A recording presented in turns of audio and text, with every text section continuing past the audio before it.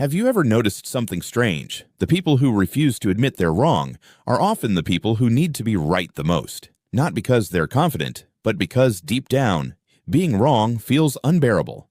Think about the last argument you witnessed. The facts were clear, the evidence was obvious, yet one person kept defending the same mistake. Why? Because for some people, admitting they're wrong doesn't feel like losing an argument. It feels like losing a part of themselves. And that's where the psychology gets interesting.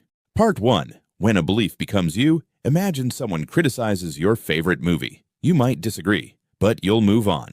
Now imagine someone challenges your values, your intelligence, your life choices. Suddenly, it feels personal, because over time, certain beliefs stop being ideas.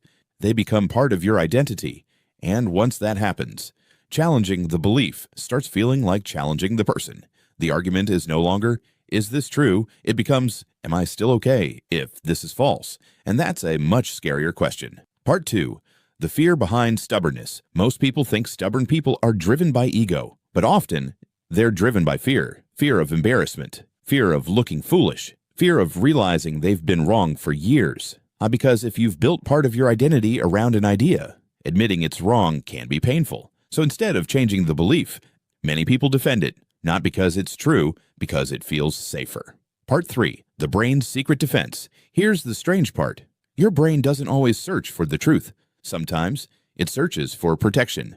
The moment a belief feels threatened, your brain starts acting like a lawyer instead of a scientist. A scientist asks, what's true? A lawyer asks, how do I defend my side? And suddenly, evidence gets ignored, facts get explained away, and mistakes become harder to admit, not because people are stupid, because they're human. Here's the irony. The strongest people aren't the ones who are always right. They're the ones who can survive being wrong, because growth begins the moment you stop protecting your ego and start protecting the truth. So the next time you catch yourself defending a position, pause and ask, am I protecting the truth or am I protecting my identity? Because real intelligence isn't the ability to always be right. It's the courage to admit when you're not.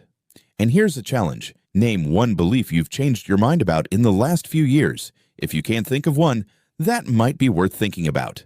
Let me know in the comments.